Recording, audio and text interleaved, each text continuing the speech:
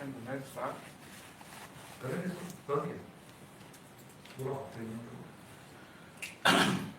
नमो वित्रागाय नमो वित्रागाय नमो अरिहंताणम नमो अरिहंताणम नमो सिद्धाणम नमो सिद्धाणम नमो आयरियाणम नमो आयर्याणम नमो वज्रायणम नमो वज्रायणम ऐसो पंचनो नमो नमो लोहे सव साहुणम नमो लोहे सव साहुणम ऐसो पंचमुक्तारो ऐसो पंचन मुक्कारो सव पावपणासनो सव पावपणासनो मंगलाणम च सव्वेसिन मंगलानम च सव्वेसि परमं हवै मंगलम परमं हवै मंगलम् ओम नमो भगवते वासुदेवाय ओम नमो भगवते वासुदेवाय ओम नमः शिवाय ओम नमः शिवाय जय सच्चिदानंद जय सच्चिदानंद।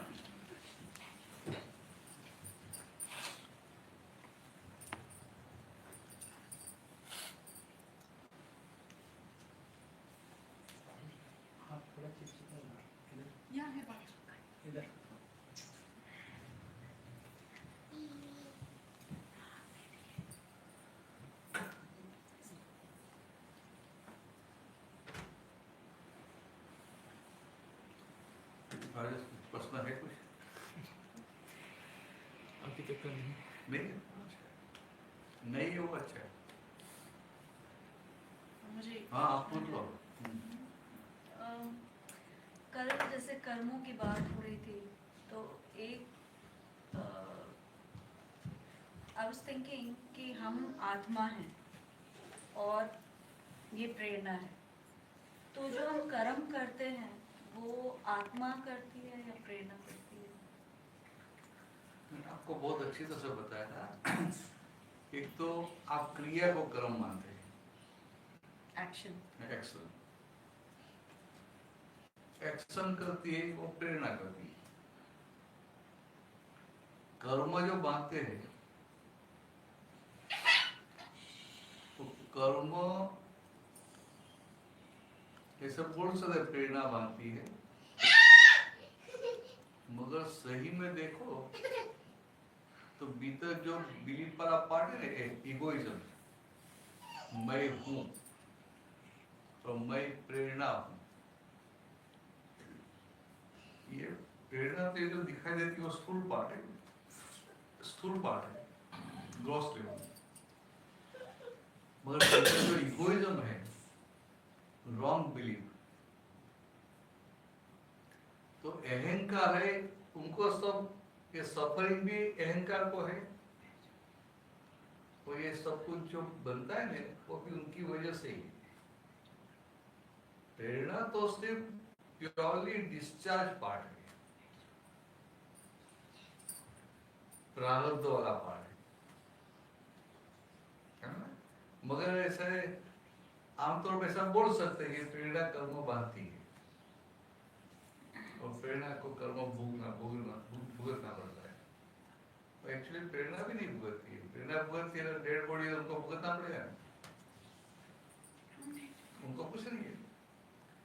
तो ऐसे जनरल लैंग्वेज में लोक भाषा में सब बोलना पड़ता है कि ये देह कर्म बांधता है, देह कर्म छोड़ता है। ये प्रेरणा कर्म बांधती है, प्रेरणा कर्म छोड़ती है, सब बोलना पड़ता है लोक भाषा में। तो सही में भीतर जो बिलीफ वाला पार्ट है, मैं हूं, और रॉन्ग बिलीफ वाला पार्ट कि मैं प्रेरणा हूं, वो अहंकार। तो इगोइज्म ही, ये सफर भी इगोइज्म करता है, वो हैप्पीनेस होती है वो भी इगोइज्म को, और दुख आता है वो भी इगोइज्म। आत्मा को भी कोई लेना देना नहीं है। और तो सब बोलते हैं कि ऐसा लोग बस में ऐसा ही बोलना पड़ेगा, उनको सबको समझ में है ही नहीं। मगर ये प्रेरणा को जो सहन करने का है, तो प्रेरणा का बॉडी तो मृत्यु के बाद भी है, तो डेड बॉडी पड़ा है, उनको कुछ होगा? उनको गाली दो, इंसल्ट करो, चमाट मार दो कुछ भी होगा कुछ नहीं किया जाता। नहीं होता है। पर आम भाषा में लोग बस ऐसा ही बोलना पड़ता है। किरण ख्याल में पिछले जन्मों के प्रारब्ध कर्म आप भुगतते हैं, तो आपको क्या लगता है कि किरण भुगतती है? किरण का मनोवचन क्या है?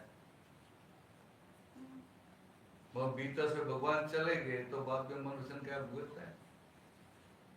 बॉडी तो पड़ा है, body is not suffering at all, मगर भीतर जो है ना वो जो अज्ञान मान, ये जो रॉन्ग बिलीफ खड़ी हुई, मैं हूँ, मैं किरण हूँ। कल बात बताए ना कि आप सही में किरण नहीं है, मगर सिर्फ मान्यता है। वो मान्यता वाला पार्ट, उनको ये सब सफरिंग है, आपको सफरिंग नहीं है क्या में? और बाहर को कुछ तो क्या बोलना पड़ेगा? बाहर को ऐसा बोलेंगे वो समझ में नहीं आएगा।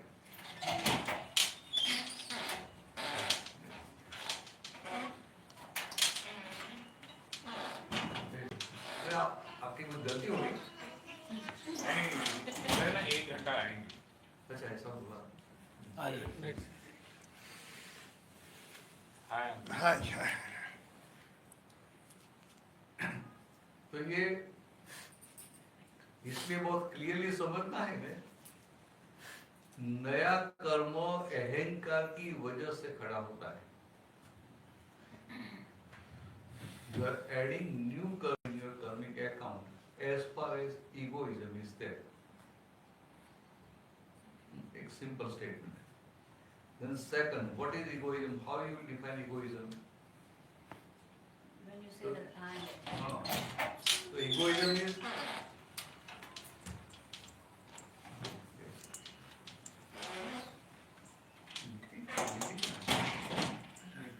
It is it down? Rithi?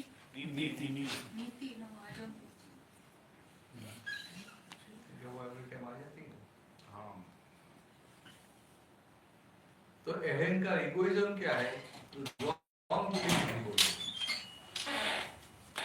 Wrong belief is egoism. Wrong belief का मतलब क्या है कि आप खुद जो है वो जानते नहीं है, और जो नहीं है वो आपकी बिलीफ में स्टोन बैठ गया है, पक्का बैठ गया है। तो उनको ये रॉन्ग बिलीफ को अज्ञानता, इग्नोरेंस, सेल्फ इग्नोरेंस इज अहंकार। बराबर? तो ये अहंकार है, और as far as egoism, this अहंकार is there, egoism is there, you are adding new karma in your karmic account. बराबर? तो आपकी बिलीफ है कि मैं किरण हूँ, आपने सबको हेल्प किए, अच्छे अच्छे काम किए, तो पुण्य बन गया। But to enjoy that punya or whatever path you did, again you will have to take new birth. Again you will add new karma, new path and new punya. So that cycle will continue. So हम भारतीय हैं. The ultimate goal of our human life is to break this cycle of life and death. अभी सब लोगों को क्या है, belief में बैठा हुआ है कि मैं पुण्य बनाऊंगा, ज्यादा पुण्य करूंगा तो मैं भगवान मुझे मोक्ष में लेके जाएंगे। क्या है? अभी बाहर किसी को सामने बाहर ऐसा नहीं बोलने का, मगर खुद को समझ, आपको समझ देख लीजिए यहाँ बैठे इसलिए कि पुण्य, ज्यादा पुण्य बना लिया, पुण्य से मोक्ष होने वाला है। Is it possible? मोक्ष का मतलब क्या है कि मुक्त भाव, जहाँ पाप भी नहीं है, पुण्य भी नहीं है, उनको मुक्ति बोलते हैं। सिंपल है, पाप भी नहीं है, पुण्य भी नहीं है, तो बैलेंस में दोनों साइड 0-0 हो गया, तभी उनको मोक्ष बोलते हैं। आप सोचते हैं चलो मैं पुण्य बना लूं, वो गलत नहीं है, इतना पाप तो कम करेगी, मगर as far as egoism is there, you are adding new पाप और पुण्य करो। फिर उनको कोई अच्छा संग मिल गया, तो the person will add पुण्य कर्म more. तो मनुष्य में अच्छी जगह पे जन्म होगा या तो देवगति में जाएगा, तो वहां जाके भी करेगा क्या, वो पुण्य एंजॉय करेगा, फिर वापस तो जन्म तो लेना पड़ेगा। पुण्य एंजॉय करेगा उनका मतलब क्या है कि he will enjoy materialistic happiness। तो कल बात करें materialistic happiness, actually it is not really existing, it is belief based happiness, है ना, belief based happiness। आपको ऐसा ड्रेस है, आपको अच्छा लगेगा, और उनको रिया को बोलेंगे तो वो बोलेंगे कि मुझे ड्रेस पसंद नहीं, बराबर। अभी आपको रिया का डिजाइन का ड्रेस लाके देंगे तो आपको पसंद नहीं आएगा। तो ड्रेस पे हैप्पीनेस है? No, your belief makes you happy और अनहैप्पी। तो सारा जगत मान्यता के सुखों के पीछे भागता है। वो अक्सर देखता है ये अच्छा है, कुछ ऐसा बड़ा नया वैरायटी का टीवी आ गया, नया बहुत अच्छा है, तुमको क्या दे रहे, ऐसा टीवी होना चाहिए। तो ये दृष्टि जब बाहर की और दृष्टि एक्सट्रोवर्ट है तो उनको बाहर का सब दिखाई देगा, और बाहर का देखते देखते देखते within him that opinion will form that this thing will give me happiness। वो देखता है कि जिन पर पैसे वो हैप्पी है तो क्या सोचेगा कि मेरे पास पैसा होना चाहिए। वो देखा ये बहुत बड़ा है, हैप्पी है, तो क्या उनको होगा, मुझे अच्छा स्टडी करना। फिर देखेगा जॉब करेगा तो जॉब करते हैं तो इतना पैसा नहीं है, जो बिजनेस करो पैसा ज्यादा आएगा। उनकी belief of happiness also it is changing, same नहीं रहती, it is changing with time. और in a very simple way all this materialistic happiness, जगत के सारे विनाशी सुख मान्यता के ऊपर है। आपकी मान्यता बदल गई तो आपको सुख नहीं लगेगा। क्या है कैसा है, सिंपल आपको बताओ कि मानो कि दो आदमी है, एक नॉनवेज खाता है, एक नहीं खाता है। तो जो नॉनवेज नहीं खाता उनको कितनी भी भूख लगी है, उनको नॉनवेज देंगे वो खाएगा? कितनी भी भूख लगी है तो भी नहीं खाएगा। और जो नॉनवेज खाता है वो रेस्टोरेंट से खा लेगा, तो खाएगा तो उनको सुख भी आएगा कि नहीं आएगा? उनको सुख भी आएगा कि नहीं आएगा? तो आएगा सुख। क्या कहा? एक को आएगा, दूसरे को नहीं आएगा। इसलिए बता कि जगत के सारे सुख, सारे मान्यता के सुख, उनको बिना से सुख भी बोलते, मगर वो सब बिलीफ के ऊपर है। आपकी बिलीफ है, आपको सुख लगेगा, आपकी बिलीफ नहीं है तो सुख नहीं लगेगा।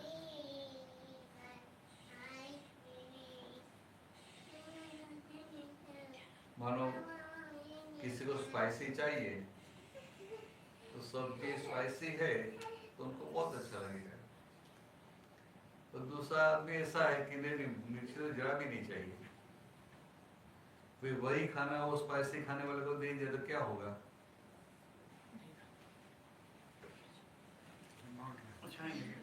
सिंपल बात है ना। तो ये मटेरियल, सारे मटेरियल ऐसे है कि आपकी जहाँ बिलीफ है, मान्यता है, वहां तक सुख आता है। तो आपको जाने का कहाँ है कि जहां आपका स्वाभाविक सुख है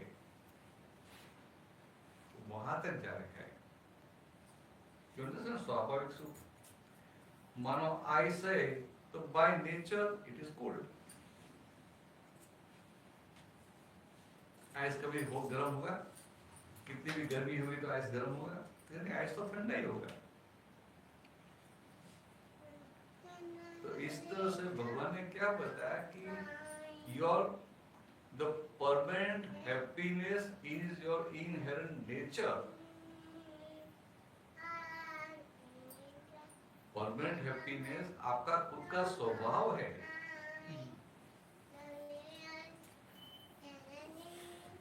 तो कल बात है कि पहले भी आप थे, अभी भी है और बाद में भी रहेंगे। Means you are permanent, you yourself is God, your true self is God. तो कितना बड़ा आश्चर्य है कि हम खुद भगवान है और फिर भी हम खुद से अनजान हैं। तो ना हम खुद से अनजान हैं।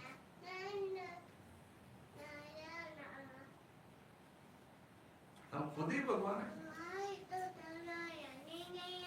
लोग बोलते हैं कि भगवान हमारा बॉस है, भगवान ऊपर है, भगवान हमारा बॉस है। बराबर है, जगत के लिए वो बात सही है,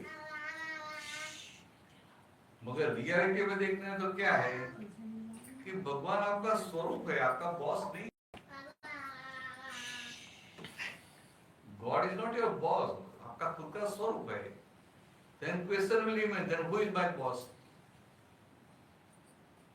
क्वेश्चन तो खड़ा रहेगा। तो your mistakes and your blunders is your boss. आपकी गलती आपके बॉस है। आप बाहर ड्राइव करते हैं और ऐसा सिग्नल पास कर दिया, फिर सिग्नल आगे निकल गए, तो पुलिस आएगा तो आपको डर लगेगा नहीं लगेगा? तो पुलिस वाला बॉस क्यों हो गया? क्योंकि आपने गलती की इसलिए। सिंपल बात है। या तो कुछ भी होगा, ऐसे पुलिस वाले आ गए तो जिनको जिसने कुछ किया उनको डर ही नहीं लगेगा, पर जिसने गलती की उनको डर लगेगा नहीं। क्योंकि पुलिस वाला आपका ऊपरी क्यों हो गया? क्योंकि आपने गलती की। छोटे बच्चे भी गलती करते हैं तो उनको डर लगता है, पापा डांटेंगे, मम्मी डांटेंगे। तो गलती नहीं की है तो कुछ नहीं। So your mistakes and your blunder is your boss. God is not your boss. God is not separate, different from you. मगर एक क्या पहले से वो बिठा दिया ने कि भगवान है, भगवान ऊपर है, भगवान आपका ऊपरी है, बॉस है, सब उनके हाथ में है। और हाँ करते हैं और मानते हैं। हमने बोले सब भगवान के हाथ में, बोलते हैं 100% बोलते हैं, but do we believe what we speak? Do we believe? Believe तो करते नहीं कि भगवान है, तभी तो मंदिर आते हैं, इधर आते हैं। अरे देखो, मैं आपको क्रॉस करूंगा तो पता चल जाएगा। आप बोलते हैं कि आप मानते हैं, बराबर है, मगर किसी ने आपका पैसा चीटिंग किया तो ऐसा बोलेंगे भगवान ने करवाया। मैं तो बोलता हूँ कि भाई, मैं तो गुरुजी को मानता हूँ, भाई गुरुजी आपका है, आपने ले लिया। मैं तो ऐसे बोलता हूँ, नुकसान भी आपका, फायदा भी आपका। तो बहुत अच्छा है, तो अच्छी बात है, नहीं रियली अच्छी बात है। मान लो किसी ने आपका अपमान किया तो फिर आपको रहेगा कि भाई सब भगवान करते हैं तो ये अपमान भी भगवान ने करवाया है। Means the person who is insulting me, he is not at fault. तो फिर वो आदमी दूसरा आपको मिलता है नहीं तो आपको उनके प्रति नेगेटिव भीतर नहीं रहता है, ऐसा मानते हैं। तो इसमें आपका प्रोग्रेस बहुत अच्छा हो जाता है।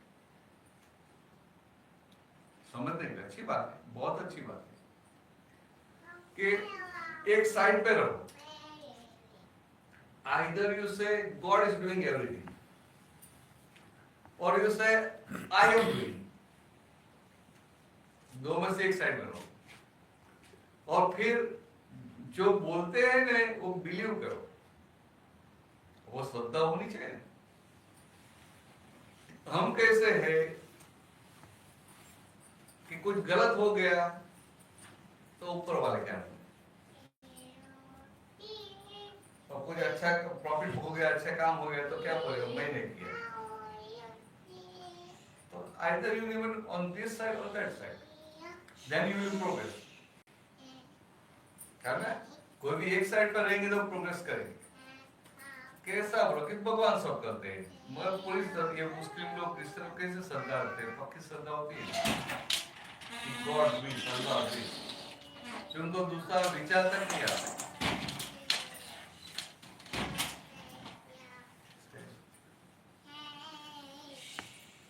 तो उनको दूसरा विचार भी नहीं आता है।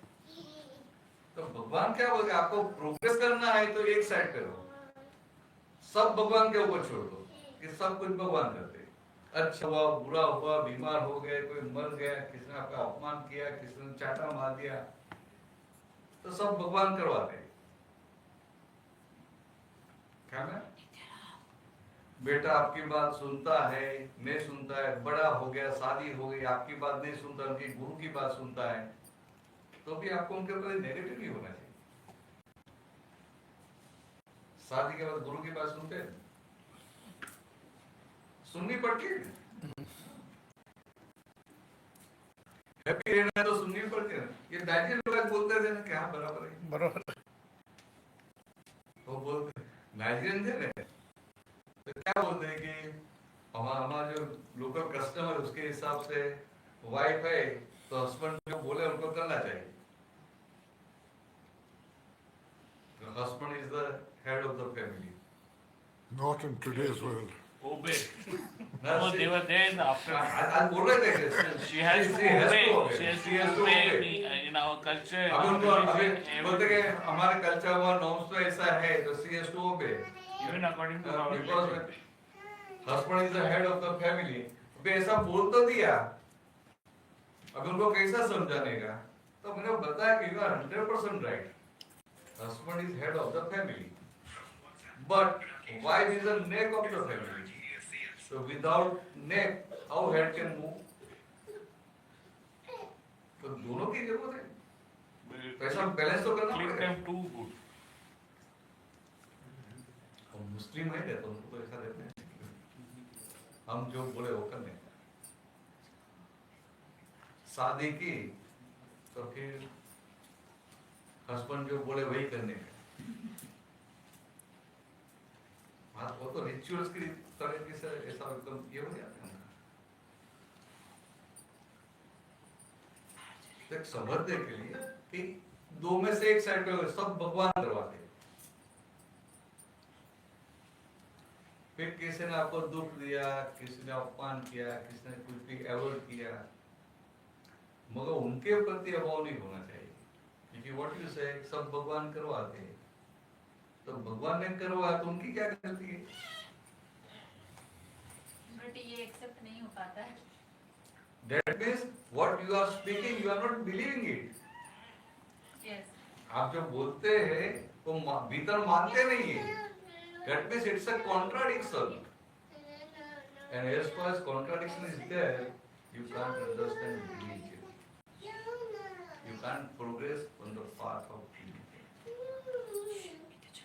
और contradiction जाने के बाद धर्म में आगे बढ़ते हैं, और धर्म से आगे फिर आगे आध्यात्म में प्रवेश करते हैं। आध्यात्म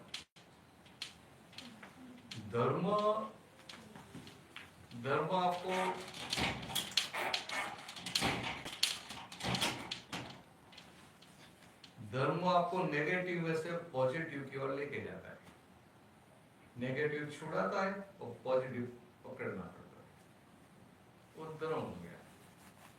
और आध्यात्म का मतलब you are going beyond good and bad, you are going beyond negative and positive, means beyond पाप एंड पुण्य, तभी उनको धर्म बोलते हैं। आध्यात्म मगर शुरुआत धर्म से होती है, समझ में क्या? तो आध्यात्म थोड़ा अलग स्टेज है, अलग डोमेन है। एक डोमेन ऑफ रिलीजन, उनको क्रॉस करके डोमेन ऑफ आध्यात्म स्पिरिचुअलिटी। डोमेन ऑफ स्पिरिचुअलिटी में आपको कुछ करने का नहीं है, और रिलीजन में सब करने का भी है और छोड़ने का भी।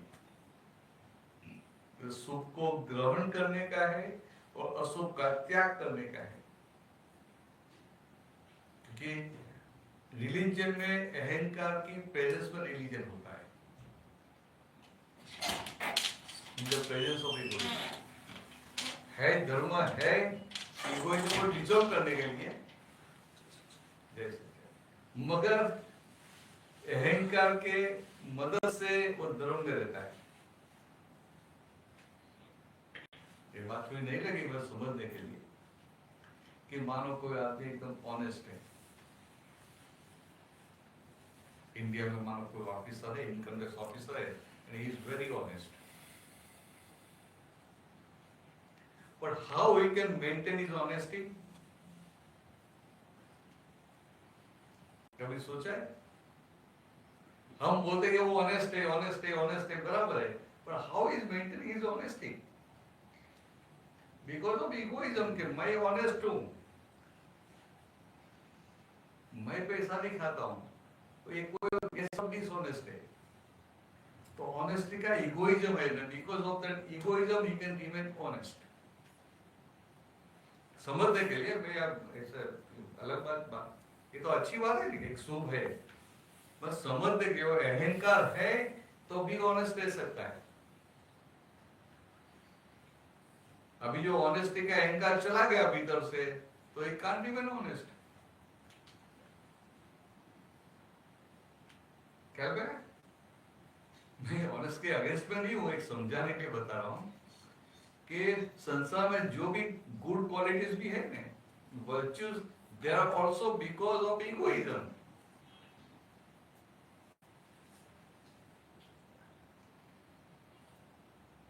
तो समझ जाते हैं? If you are detached, Not detachment. no, I'm asking you a question. If you're detached, and does detachment lead to having no ego? No, not like that. First, egoism will go, and where there is no egoism, no attachment.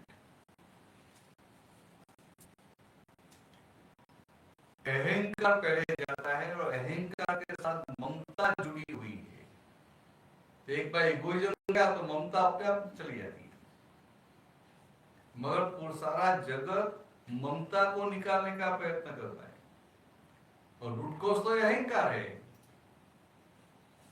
Root cause is egoism, root cause क्रोध या लोभ या मान या ममता वो root cause नहीं है, they are standing because of egoism. Well, if अहंकार की वजह से I'm करे। detached, if I'm detached, and somebody gives me a bribe, and I have no desire to take a bribe, I say no. And if I had an ego, I'd probably have taken the bribe. No, no. But because I'm detached, egoism of purity.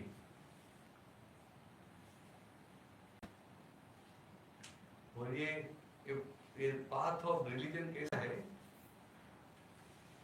कि आपके शुभ अहंकार उनका उपयोग करके आपको कितना step ऊपर चढ़ाते, और फिर वो शुभ अहंकार दिखाना तो पड़ता है। ये बात समझ में आपको?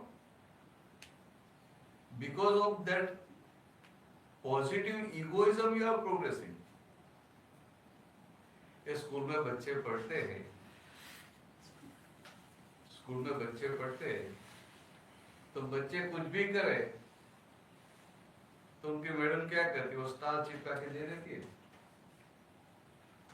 तो क्या करते हैं, उनको जो भी आता है, जो भी करता है, उनका इगोइज्म नर्चर करते हैं।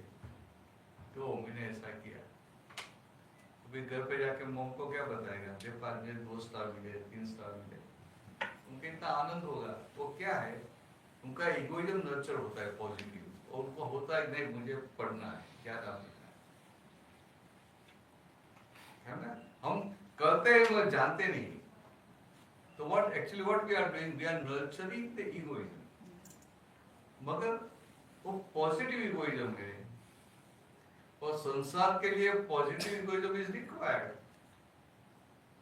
पर जिनको मोक्ष में जाना है उनको पॉजिटिव नेगेटिव दोनों से पर होने का है। क्या कहा? नहीं समझ ना, अच्छा हुआ ना बोलने का।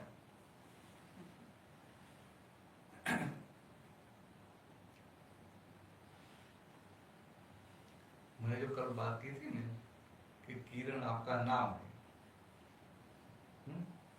आप खुद कौन है तो खुद को जानते रहिए। और ये किरण में जो बिलीफ बैठ के जो मैं किरण हूँ, जब आप अपनी गद्दी पे नहीं है, दूसरे के सीट पर बैठ गए, वो इगोइज्म है। अभी किरण के सीट पे बैठे हैं, वो इगोइज्म है। फिर किरण को क्या रहेगा? नहीं नहीं, मैं ऐसा नहीं कर सकती। वो क्या है? मानो कि यू आर वेजिटेरियन और कोई आपको नॉनवेज ऑफर कर रहा है, आप क्या बोलेंगे? नहीं नहीं, वे तो वेजिटेरियन नॉनवेज खाती नहीं, मैं खाती नहीं हूँ। ये जो बिलीफ है वो क्या है? ऐसा ही कोई क्या है? जैसे छोटे बच्चे मैंने ये किया, वो क्या है? तो इगोइज्म। वो क्रिया इगोइज्म नहीं है, उनकी बिलीफ, भीतर जो बिलीफ है वो रॉन्ग बिलीफ।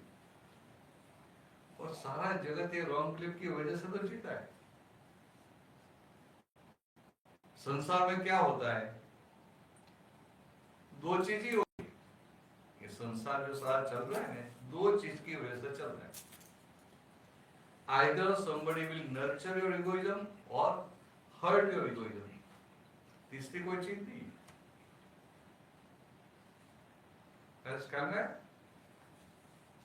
व्यवहार में कोई आपके अहंकार को पोषण देंगे, पुष्टि देंगे, या तो आपके अहंकार के ऊपर घात करेंगे। दूसरा कुछ नहीं होता है। आपके अहंकार को पुष्टि देंगे तो आपको उनके प्रति राग होगा कि बहुत अच्छा है, और आपके अहंकार के ऊपर आके प्रहार करेगा तो क्या होगा? उनके प्रति आपको वैर बांध लेंगे। तो ये राग खड़ा हुआ कि द्वेष खड़ा हुआ। और संसार कैसे चल रहा है? राग द्वेष से चल रहा है। कितनी सिंपल बात है। और कलयुग में राग ज्यादा नहीं होता है, मोस्टली द्वेष होता है। द्वेष ज्यादा होता है। तो इस एग्जाम्पल में कि ये नॉनवेज नहीं खाती और अगर इसको किसी ने नॉनवेज ऑफर किया, अगर इसको ईगो नहीं है, then how will she deal with it? Ego नहीं है। जैसे आपको ज्ञान हुआ ना कि आपको भी पाने में शुद्धात्मा हूँ, तो प्रेरणा नहीं बोलेंगे नहीं, मुझे नहीं, मैं नहीं खाती हूँ बोलेंगे जी। तो वो मगर ये बिलीव के साथ बोलेंगे। किरण बोलेगी और बिलीव के साथ बोलेगी। और आपकी बिलीफ में क्या है कि नहीं, मैं शुद्ध आत्मा हूँ। आपकी समझ में क्या है? आपके अंडरस्टैंडिंग में क्या है कि आहारी आहार करता है, मैं निराहारी शुद्धात्मा मात्र उसे जानता हूँ। बाहर की क्रिया नहीं, भीतर भीतर कैसी दशा, स्टेट ऑफ बीइंग। उनकी बिलीफ है कि बिलीफ चलिए करना है। तो अभी उनकी तो बिलीफ है ना कि मैं किरण हूँ। उनको नहीं लगेगा मैं सत्संग में जाती हूँ, अच्छा काम करती हूँ, लगेगा? मानो कि आपकी दूसरी दो सहेली है, आपको बोलते चलो चलो आना है सत्संग, बहुत अच्छा, अच्छी बात है, मजा आएगी। तो बोले नहीं नहीं, अभी ये सीरियल है ना, उनके काम से देखते आपको जाना जाओ। तो आपको क्या होगा? अरे इतना अच्छा सत्संग है, मुझे देखो ना कितना टाइम बिगाड़ते हैं। तो होगा और आपको भी ऐसा संजोग आएगा, मगर आप क्या करेंगे? फायदा संभव से निपटारा करेंगे। तो from outside everything will remain as it is, but from within you will change completely. बाहर की क्रिया नहीं बदलती है अहंकार जाने के बाद। आपका इगोइज्म निकल गया, फिर संसार तो रहेगा नहीं रहेगा। जो प्रारब्ध कर्म में लेके आए वो सामने तो आएगा नहीं, मगर आपका पूरा नजरिया बदल जाएगा।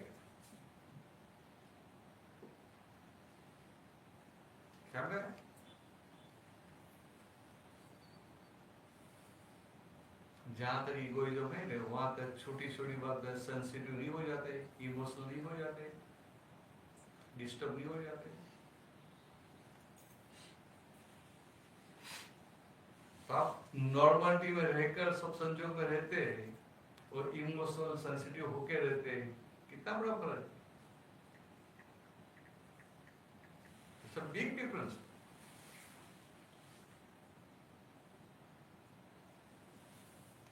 इसलिए क्या बोलते हैं कि जगत के सभी लोग जो जीवन जीते हैं ना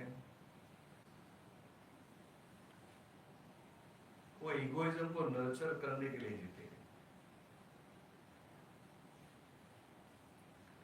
मानो कोई आदमी है, उनका ईगो चारों ओर से हर्ट हुआ, सब जगह वो फेलियर आती है ना, तो उनका चारों ओर से ईगो जब हर्ट होता है तभी उनको सुसाइड करने का विचार आता है। क्यों? तो इनका ईगो हर्ट हुआ।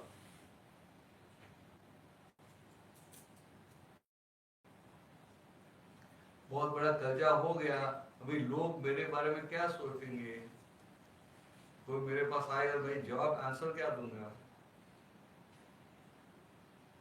तो उनका ईगो हर्ट होता है। तो जगत के सभी मनुष्य अपने ईगो को नर्चर करने के लिए सारा जीवन बिताते हैं। ये बात कोई नई है, वो समझने जैसी है।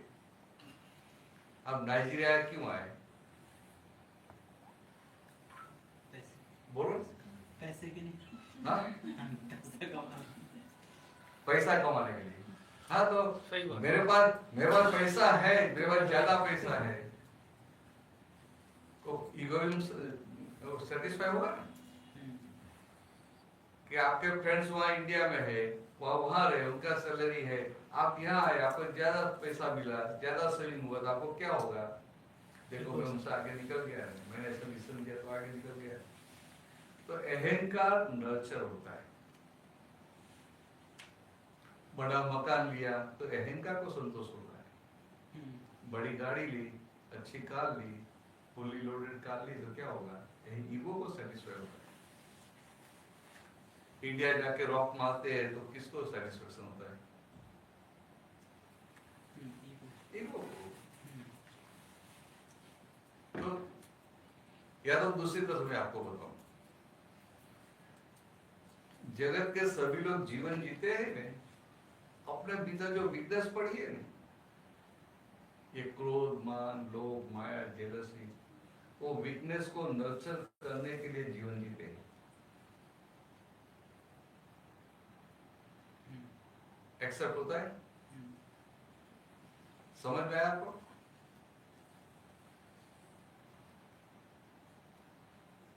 there is no exception, उसमें अपवाद नहीं है। वो साधु भी हो गया तो उनका पॉजिटिव ईगो सेटिस्फाई होगा। साधु भी हो गया, उनको क्या लगेगा, चलो मैंने इतना अच्छा आश्रम बनाया, इतने सारे लोगों को मैं एडवाइस देता हूँ, मेरी बात सब सुनते हैं, मेरी बात से उनको फायदा होता है।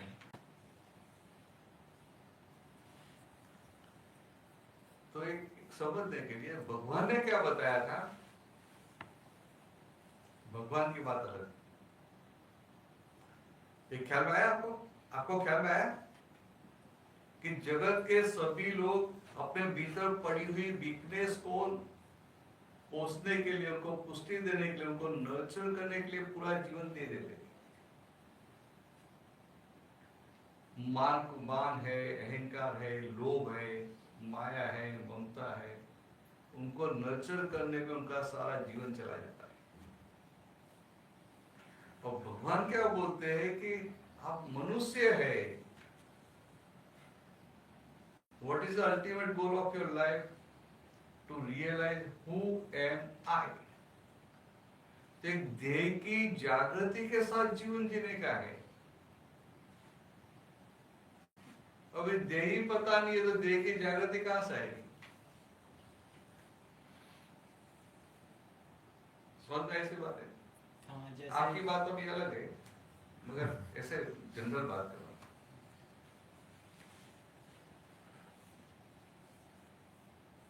पूछते जाओ, कोई भी समझ में नहीं आया तो पूछ लेना, क्रॉस क्वेश्चन कर सकते हैं, यहाँ फ्री है।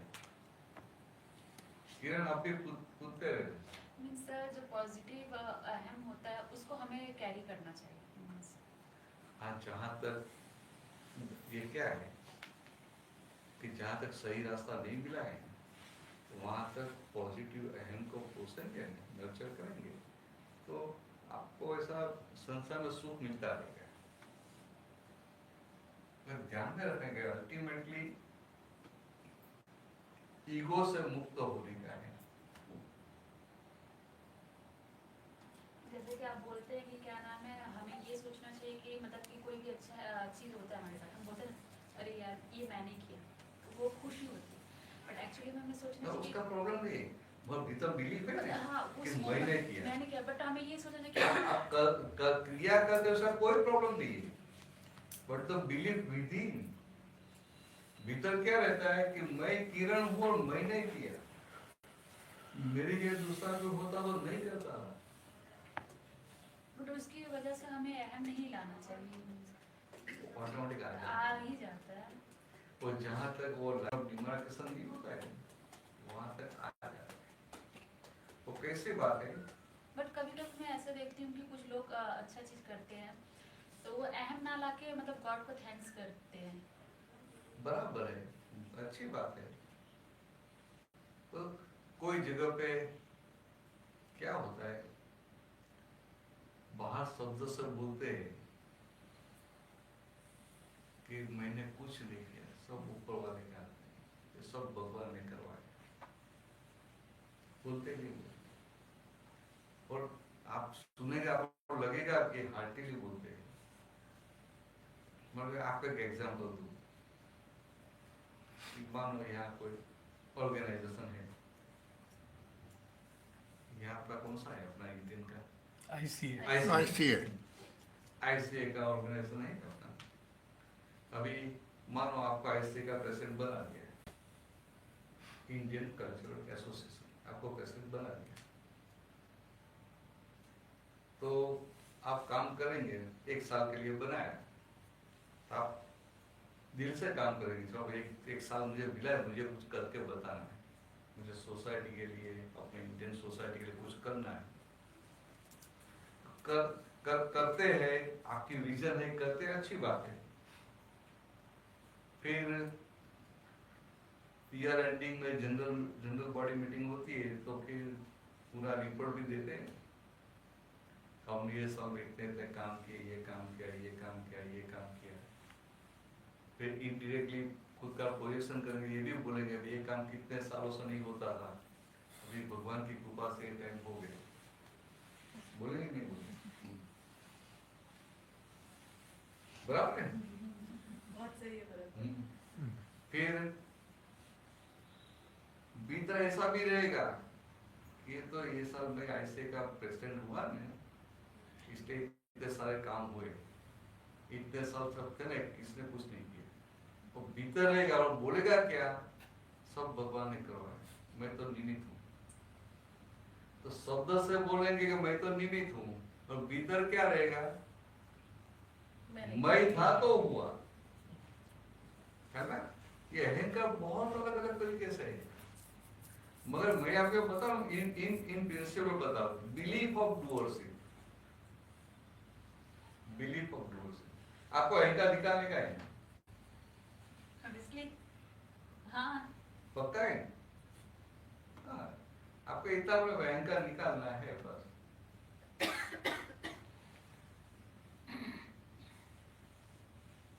निकालना है, पक्का निकालना है, सोच लेना फिर प्रॉब्लम बहुत हो जाएगा।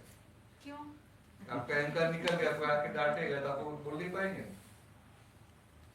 तो वो भी तो बेवकूफी हुई ना, अगर मतलब कोई चीज जो गलत है जो हम नहीं हाँ, बराबर है। गलत है। हाँ? देही प्रेम हो गया, हाँ? देह से प्रेम हो गया। मैं उनको कैसे क्रॉस कर रहा हूँ, कंफ्यूज कर रहा हूँ जानबूझकर। नहीं, गीता में भी कहा गया है ना हाँ। कि क्या नाम है, आपको अपने लिए खरा स्टैंड लेना चाहिए, मतलब हमेशा कोई आपका अपमान करे तो उसका भी जवाब देना चाहिए। ऐसा लिखा? मैंने सुना भी, और मतलब कि वो हाँ मतलब क्या वो क्या उसको बोलते हैं, महाभारत भी जो हुई थी हाँ। तो उसमें हाँ, भी तो हाँ, बोला बोलो, गया, उसमें भी तो बोला गया ना कि कस्तूरबा अपने लिए वो कस्तूरबा ने गीता लिखी ना, हाँ। गीता बताई कस्तूरबा ने बोला है ना कि दुश्मन के सामने हथियार उठाने का, ऐसा ही बोला है, हाँ, पक्का ना? हाँ, please मत कीजिए।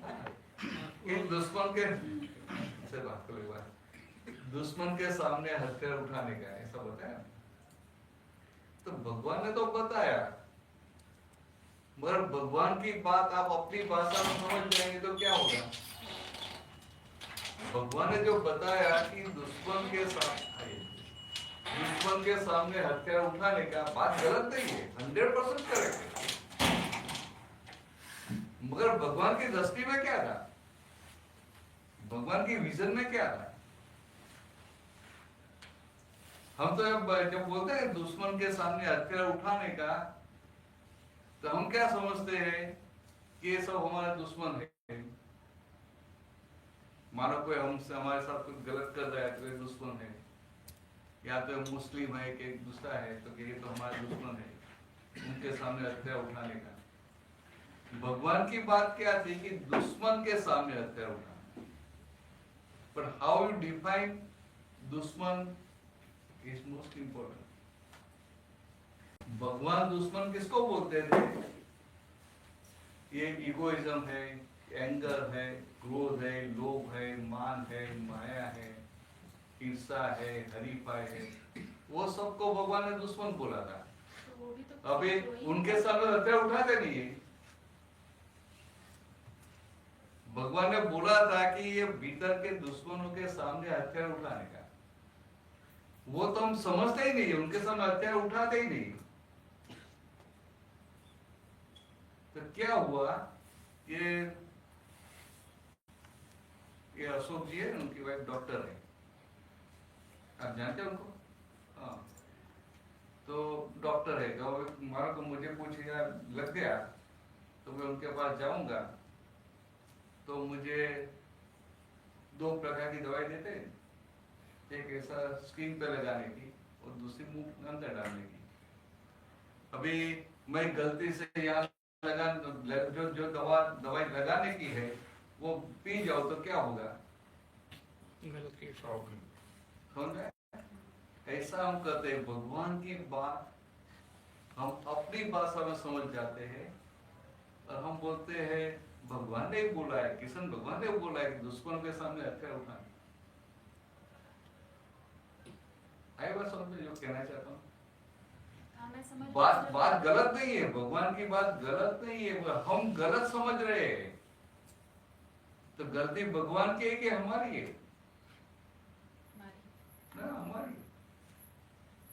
तो ऐसा ये जो कृष्ण भगवान की तो बात है ना, बहुत सारी बातें भगवान ने बताई, हम लोग समझ नहीं पाए।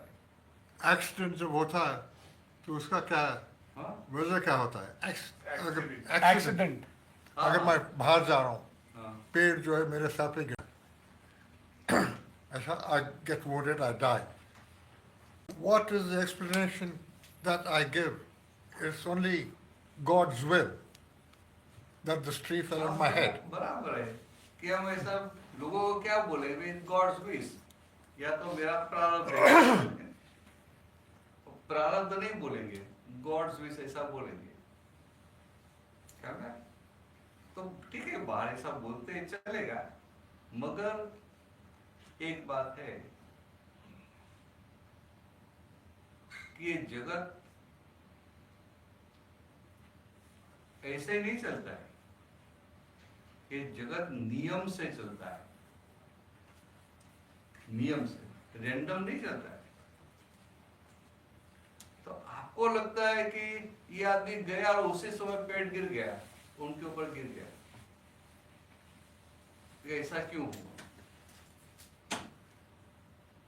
तो क्या हम हिंदू है तो हम we do believe in principle of karma, कर्म के सिद्धांत को मानते हैं कि हमने पिछले जन्म में जो कर्म बनाए हैं उनका ये जन्म में फल भुगतना पड़ता है। अभी क्या है कि पिछले जन्म में क्या कि अभी दिखाई नहीं देता, इसलिए पजल खड़ी हो जाती है कि ये तो आदमी बहुत अच्छा है, इतना अच्छा आदमी, उनको ऐसा दुख क्यों आ गया? उनको ऐसा एक्सीडेंट क्यों हो गया? वो तो गाड़ी बहुत अच्छी तरह से संभालता था, ओवर स्पीड भी नहीं करता था, डिसिप्लिन से चला था, फिर भी उनके साथ ऐसा हादसा क्यों हुआ? मगर क्या है, for any event to happen, for any incident to happen, there is a difference between incident and accident.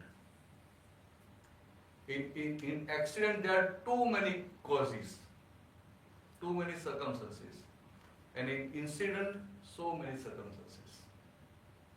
And there is a basic difference. So the world is governed by scientific circumstantial evidences.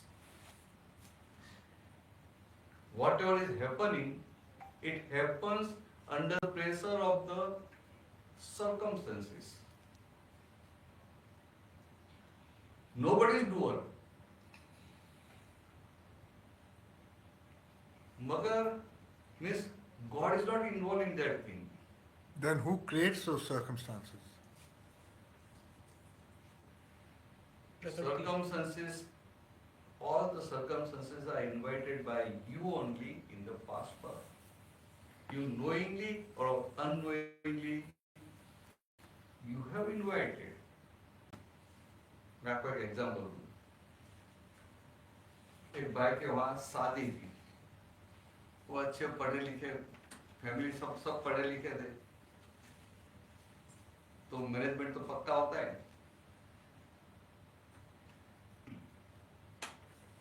तो उन्होंने तो 5-6 महीने पहले सब planning कर दिया कि ये वेन्यू ये है, मेनू ये है, इसको ये कैटरिंग वाला इनको देंगे, सब कुछ सेट कर लिया। फिर जो कुछ परचेस करने का था एडवांस में, वो सब एडवांस में कर लिया। फिर लास्ट वन पे जो परचेस करने का था तो लास्ट वन पे कर देंगे, क्योंकि लड़की का जो ड्रेस है तो 6 महीने पहले नहीं लेते, क्योंकि वो डिजाइन सब चेंज होती रहती है, जो लेटेस्ट आता है वो लेने का है।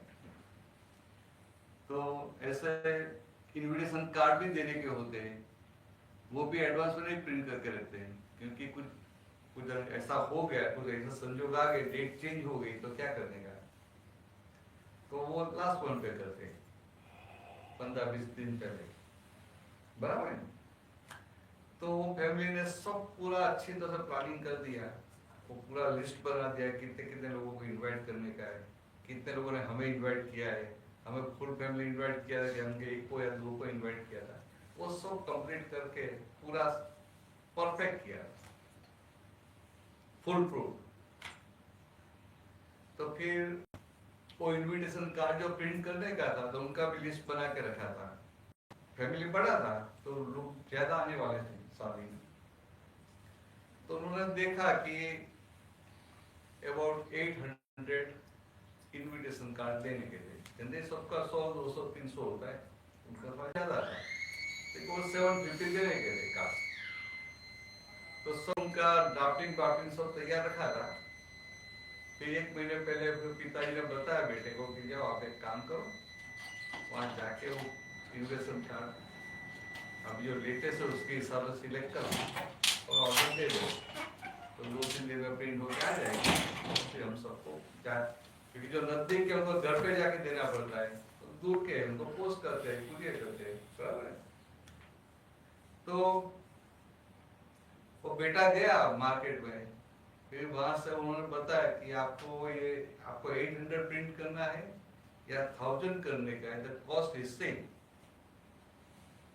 तो हम तो बहुत इंटेलिजेंट हैं, सोचते हैं कि पैसा सेम देने का है, तो फिर क्या करें। उसने अपने फादर को पूछा फोन करे क्या करूं, तो फादर को विचार है कि ऐसा 2-4-5 विषय लिखने में कुछ गलती हो गई तो वो इन्विटेशन का वो इतना रिप्लेस करना पड़ेगा ना। ठीक है, पैसा कहाँ ज्यादा देने का है, 1000 कर दे लो, तो 1000 का ऑर्डर दे दिया। तो 800 जो बांटने का था सबको बांट दिया। शादी के 4-5 दिन पहले तो सब खत्म हो गया बांटने का। फिर वो जो एक्स्ट्रा 200 थी वैसा ड्राइंग रूम में टेबल पे पड़ी थी, तो सब जानते ये एक्स्ट्रा है, उन्हें कुछ करने का नहीं। फिर शादी का 3 दिन बाकी है, 2 दिन बाकी है, नजदीक के रिश्तेदार आते हैं सब, तो सब आने लगे। तो आते जब पुत्र ये पड़ा है इनविटेशन कार्ड, तो ये तो सब एक्स्ट्रा है। फिर दूसरे का है बुजुर्ग, अरे ये कार्ड इतने सारे पड़े हैं, तेरे ये तो सब एक्स्ट्रा है। तो उन्होंने क्या बताया कि अभी 1-2 दिन के बाद ये पस्ती हो जाएगा, 2 दिन के बाद तो पस्ती हो जाएगा, तो कोई भी रह गया याद करके बांट दो। तो फिर क्या किया कि जो दूर के थे या जो आसपास वाले थे, फ्रेंड सर्कल जिनको नहीं दिया, वो सबको बांट दिया। और 200 लोग को खाना खिलाना। नुकसान हो गया। 200 नहीं, 200 में तो 1000 आएंगे। अरे 800 रुपये आपने पूरा काम किया था, अब 1000 हो गए। तो क्या हुआ कि वो कैटरर को ऑर्डर दिया था 800 के हिसाब से, वो 200 कार्ड के हिसाब से 500-600 लोग ज्यादा आ गए। अभी शादी में आ गए तो फिर धीरे धीरे पता चला कि खाना तो कम पड़ेगा। तो वो भी सोचते रहे ऐसा कैसे होगा, वो केटरर्स को फायरिंग देने लगे कि आपने ऐसा क्या किया। तो बताया कि आपने मुझे बताया था, उसके हिसाब से मैंने बनाया था, बस आदमी तो देखो बाहर तो लोग तो कितने ज्यादा है। तो बेटे को याद आया कि पापा उनकी बात तो सही है कि हमने जो 200 इन्वेस्टमेंट का ज्यादा थे हमारे पास, दिए थे, तो केटरर्स को बताने का भूल गए थे। तभी ये हमारी गलती है, हमें समझ में है। अभी कोई हम खड़े हैं बाहर सबको वेलकम करने के लिए, तो 200 वाले में कोई आएगा तो हमको बोलेंगे कि हमारी गलती हो गई, गलती से आपको इनविटेशन दे दिया, आप वापस खाना जाओ। मत खाओ, नहीं आओ खाना मत खाओ। क्योंकि हम जानते हैं कि हमने इनविटेशन दिया है, मगर ये जन्म में इनविटेशन दिया, हमें दिखाई देता है, हमारी गलती दिखाई देती है, इसलिए हम कैसे भी करके केटर्स को बोल देते कि आपको जो भी स्वीट तैयार लेके आओ, ये करो वो करो, कुछ भी करो, बस एक बार प्रसंग पूरा निपटा। और घर वाले के 50 लोग हैं घर के नजदीक, उनको भी बोल देते कि आप लास्ट में बैठा खाने के लिए, भाई सबको भी निपटाओ। क्या है तो यहाँ क्या है, हमें पता है कि मैंने खुद ने इनविटेशन दिया है। तो ये भी जो आता है सब संजोग, ये जन्मों में हमने खुद ने पिछले जन्मों में टेंडर भरा है, इनविटेशन दिया है, तभी आते हो, रैंडमली नहीं आते हैं। अभी आते तो क्या करने का, जैसे शादी में कैसे भी करके हम निपटारा करते हैं ना, ऐसा यहाँ भी निपटारा करना पड़ता है। किसी को ब्लेम नहीं करने का है, ब्लेम करते तो नया संसार बांधते हैं और निपटारा करते तो छूटते जाते हैं। तो ये एक्सीडेंट हुआ ने, वो भी हमारी पिछली कुछ गलती है इसलिए होता है। और देखो ना एक्सीडेंट कभी होता है तो गाड़ी में 5 लोग बैठे, 4 मर जाता है, एक को कुछ नहीं होता है। ये अहमदाबाद में नहीं हुआ था, वो एक ही आदमी एक ही आदमी बच गया और वो चलते चलते जाता था। इतना बड़ा हादसा हुआ, वो आदमी चल के निकल गया। हम सोच भी नहीं सकते थे, तो क्या लगेगा कि इतना एटलीस्ट उनका 300 किलोमीटर का स्पीड तो होता है, टेक ऑफ के समय इतना 300 किलोमीटर पर आवर का स्पीड तो होता है। तो इतनी स्पीड से ट्रेन एक्सीडेंट हुआ तो उनका जो जड़ लगता है उससे भी फ्रैक्चर हो जाता है। मगर वो आदमी वो इमरजेंसी डोर के पास खड़ा था, इमरजेंसी डोर खुल गया, वो बाहर निकल गया और वॉक करके दूर चला गया। Bharatbhai, I'll tell you something. This man was sitting in row 11 and he escaped. And after that, Indian Airlines announced that there was great demand for row 11. Every flight people want to sit in row 11. हाँ बराबर है। मेरा कहने का मतलब क्या है, flight में कितने लोग थे, सिर्फ एक ही बच गया और वो भी उनको एक माइनर इंजरी के साथ बच गया, नॉट इवन ए फ्रैक्चर। वो प्लेन तो कितना ऊपर फंस गया, वहां से उतर के नीचे आया, कुछ नहीं हुआ। Let me give you another example. My life has been going smoothly. Everything's going well, you know, work, family, and suddenly events overtake me. बराबर। everything starts going wrong. Health goes down, my job goes, my business goes, and nothing I touch goes well. How do you explain this sudden change in your fortune, in your life? बराबर है। ऐसा वो जो होता है वो नियम से ही हुआ। क्योंकि क्या होता है कि हमारा जो लाइफ स्पान है ना उसमें हमें जो संजोग मिलते हैं ना, कभी ऐसा ऐसा ग्रुप, ऐसा सत्संग का ऐसा ग्रुप मिल गया, एक दूसरे का ग्रुप मिल गया, तो हमारा विचार अंदर भीतर बदल जाता है, चेंज हो जाता है। तो ये क्या है, ये लाइफ स्पान में ऐसा जो टाइम पीरियड आता है ना, तो नेगेटिव इन्फ्लुएंस वाला है पीछे का, तो उनकी इन्फ्लुएंस आती है, तो सब जो भी करते हैं उल्टा जाता है, तो आपको सब संजोग दुख दे के जाते हैं। मगर दुख आपको कहां तक दे सकते हैं? जहां तक अज्ञानता है वहां तक। आप देखो भगवान राम थे, भगवान राम को कितने कष्ट आए थे, बराबर है। 14 साल वनवास में जाना पड़ा, सीता का हरण हुआ, कितना सब हुआ, मगर भगवान को इस दुख ने स्पर्श किया था, वो मुक्त रहे थे।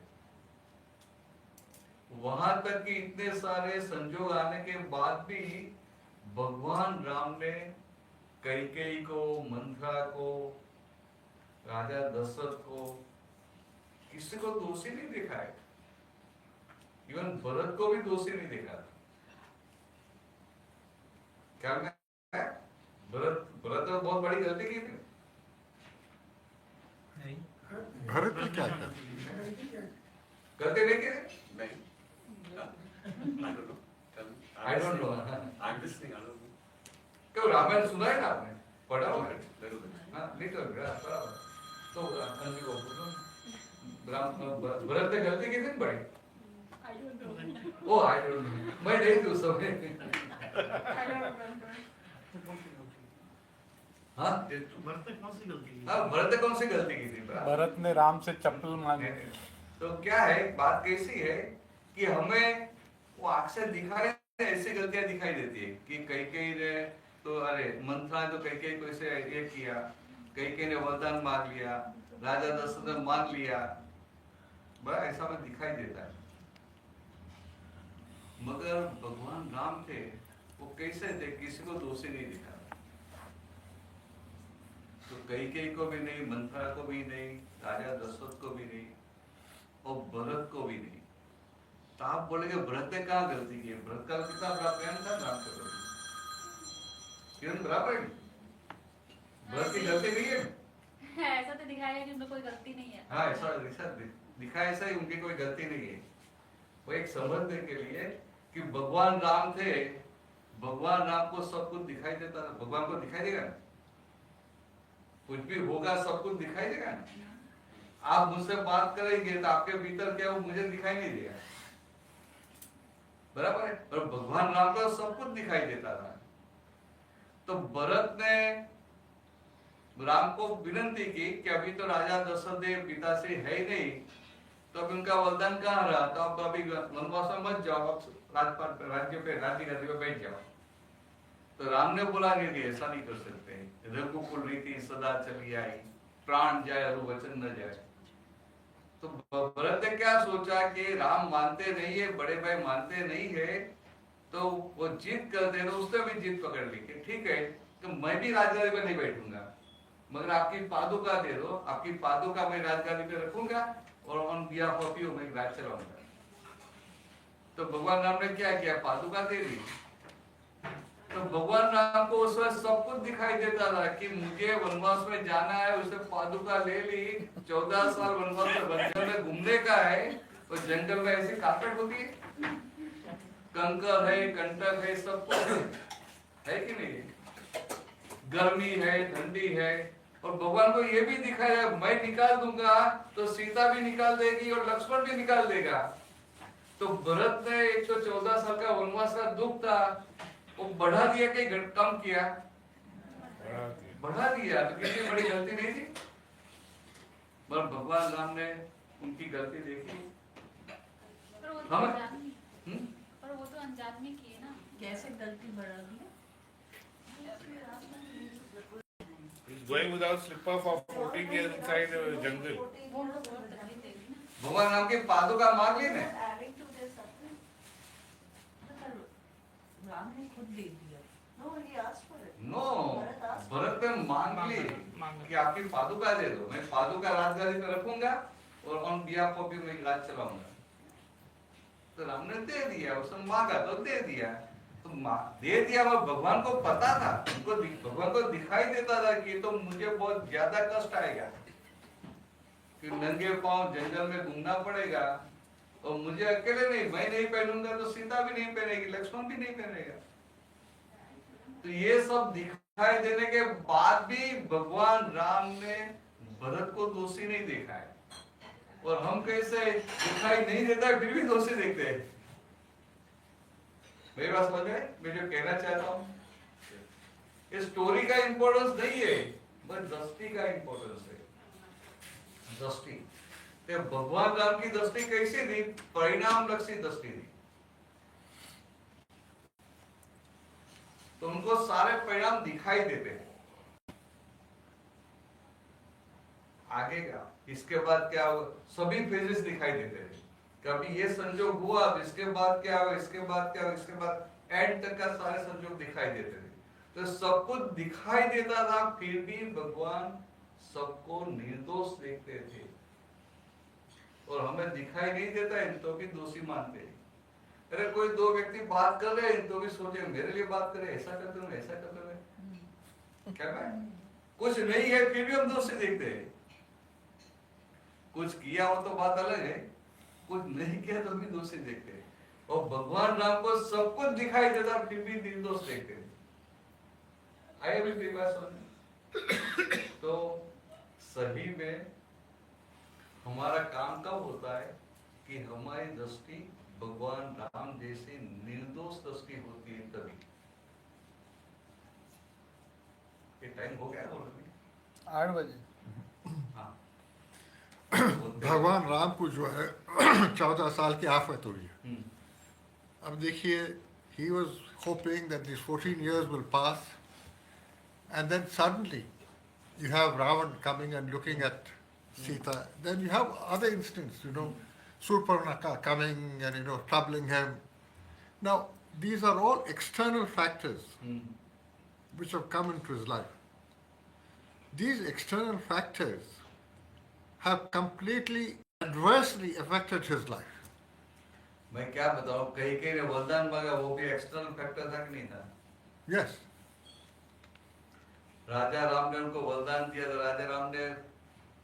राजा दशरथ ने राम को बोला कि भाई ऐसा मैंने वरदान दिया है, तो आपको भी राजगद्दी पे नहीं बैठने का है, वनवास में जाने का है। वो भी एक्सटर्नल फैक्टर था।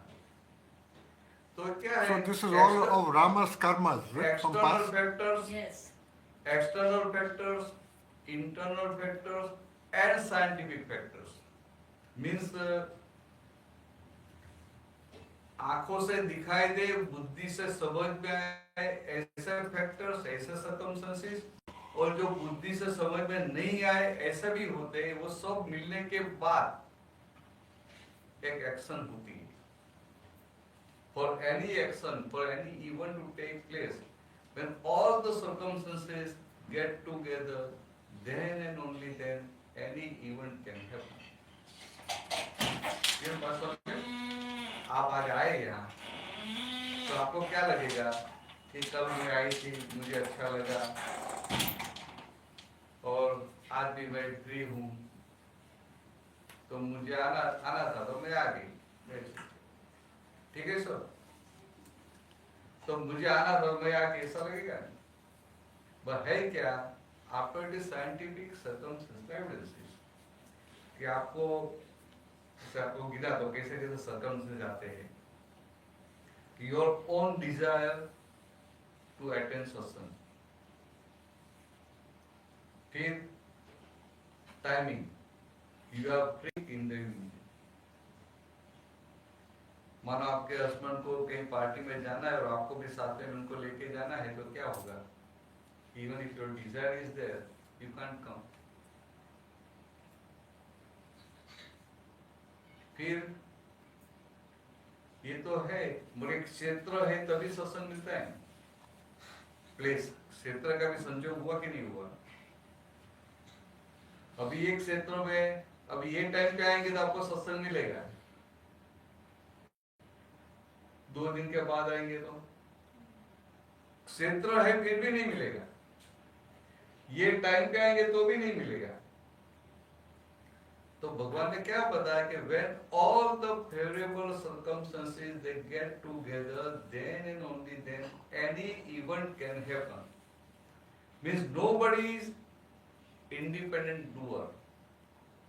All the circumstances when they get together means you are also one of the circumstances. Your desire to attend satsang is also one of the circumstances. Means you are instrumental in attending the satsang. ये तो क्या होगा, आपकी Dzire है, आपकी इच्छा है और सत्संग मिल गया तो आपको लगता है नहीं मैं सत्संग में गई, तो ऐसा भी दूसरे लोग नहीं गए, मेरा हस्बैंड नहीं आया और मैं तो गई, क्या मैं एक समझ नहीं। तो भगवान क्या बोलते हैं कि संजोग आते तो कार्य हो जाता है, और हम क्या बोलते हैं मैंने किया। आप क्या बोलेंगे मैं सत्संग में गई, आप सत्संग में आए कि आपको आना पड़ा? आना पड़ा, मगर आपको लगेगा क्या मैं आई बात। Means you are not independent to attend satsang, but under the pressure of the circumstances you have to attend the satsang, and that means you are instrumental, you are one of the evidences. आपकी जो sincere Dzire है सत्संग attend करने की, तो वो क्या है? इससे one of the evidences. You are not independent, you are not whole and soul. जब आप इंडिपेंडेंट है ना, तो whenever you desire your wish is there, you can attend satsang. वो हो सकेगा ऐसा? नहीं हो पाएगा। क्या मैं तो दादा कौन एक चाय का एग्जाम्पल देते थे, क्या कि चाय बन, आपको चाय बनाना आता है? पक्का आता है? उनका तो मतलब कितना है, ऐसा कैसा पछता है चाय बनाना आता है, बराबर है। तो आपकी चाय बनाने की शक्ति तो है, इतनी तो शक्ति है। तो आपकी शक्ति है तो अभी यहाँ बैठे बैठे चाय बनाओ। Like imagination. नहीं नहीं, मुझे पीना है। Reality. I want to drink. यहाँ बैठे बैठे बना। हाँ? हाँ, यहाँ बैठे बैठे आपकी शक्ति है ना। आप बोलते मेरी चाय बना के सकते, यहाँ बैठे बैठे बनाओ।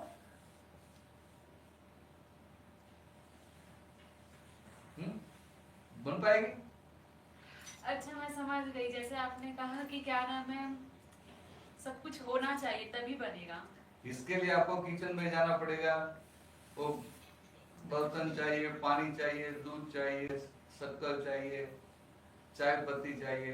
अभी किरण की किचन में जाएंगे, चाय पत्ती मिलेगी नहीं, तो आप कितनी भी अच्छी चाय बनाते हैं, तो चाय पत्ती नहीं मिले कैसे बनाएंगे? Means when all the circumstances get together, then you can make a tea. मगर आप चाय बना के लाए और चाय पी के मैं बोलूंगा चाय तो बहुत बढ़िया हुई है, तो क्या होगा? आपको दुख होगा? दुख होगा? नहीं, अगर अच्छा बना तो अच्छी लगेगा ना। सुख होगा ना? हाँ, तो सुख क्यों होगा? क्योंकि अच्छा बना है। हाँ, अच्छा बना इसने। हाँ। मैंने ऐसा आपको ऐसा अप्रिशिएट किया इसलिए नहीं, और इसलिए वो अच्छा रहेगा तभी तो। नहीं, आपकी बिलीफ में है कि चाय मैंने बनाई है, क्या मैं? व्हाट इज योर बिलीफ कि चाय मैंने बनाई है, इसकी वजह से आपको आनंद होता है। मगर उनका एनालिसिस करें तो चाय आपने बनाई, कितने सारे संजोग मिल गए तभी चाय हो गई, तो इट हैपेंस। और जो इट हैपन्स है उनको हम बोलते हैं कि आई डिड इट। तो जहां तक ये ऐसा लगता है मैंने किया, तो फिर सामने वाले के ऊपर भी आरोप करेंगे नहीं करेंगे कि उसने एक गलत किया। समझ में? तो जब ये एग्जांपल बताया तो आपको ख्याल में आएगा कि इवन चाय बनाने की भी आपकी इंडिपेंडेंट पावर नहीं है, आपकी स्वतंत्र शक्ति नहीं है। तो आपकी स्वतंत्र शक्ति नहीं है, तो ये राजेश ने चाय बनाया तो उनकी स्वतंत्र शक्ति होगी? उनकी भी नहीं होगी, बराबर। तो मानो कि आपको सुबह में, हर सुबह में चाय आपका हस्बैंड बना के देता है, मान लो, मुझे पता नहीं है, देता है? नहीं देता। तब कोई ऐसा कोई लकी होता है उनको देते भी है, तो हस्बैंड देता है कि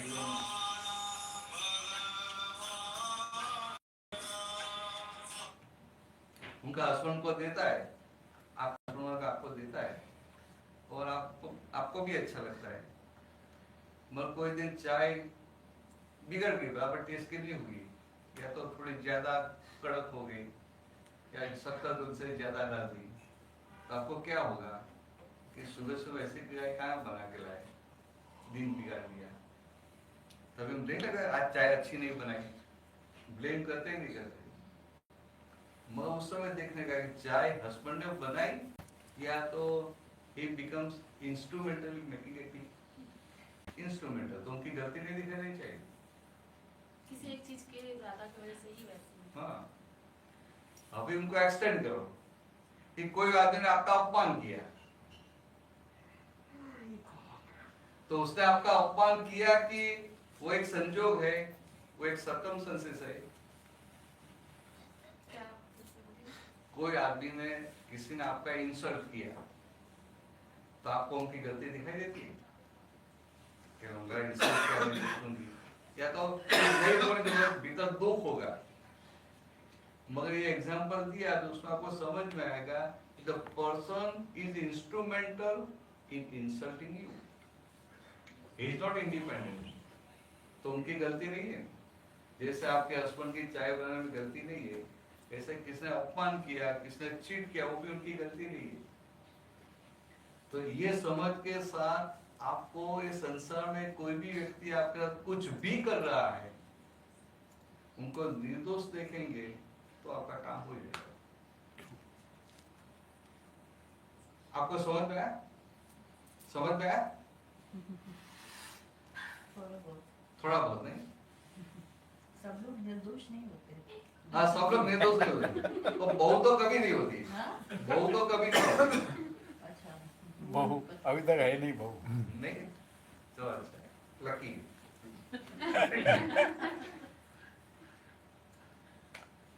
ये क्या है?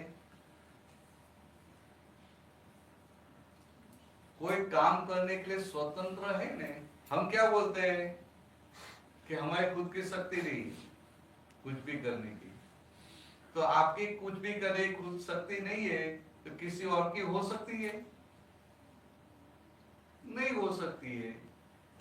तो जैसे आप निमित्त है, वैसे दूसरा भी निमित्त है।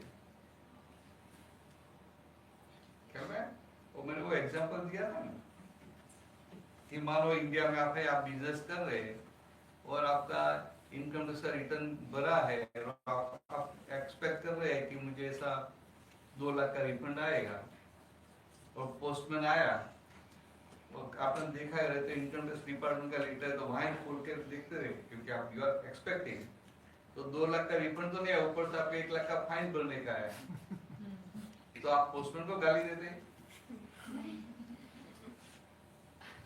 कि सुबह सुबह वैसा लेटर क्यों लेके आए? थोड़ा थोड़ा ना, पर पोस्टमैन को गाली नहीं देते, वो हम समझते हैं कि पोस्टमैन की गलती नहीं है, ये तो वो ऑफिसर ने ऑर्डर दिया है।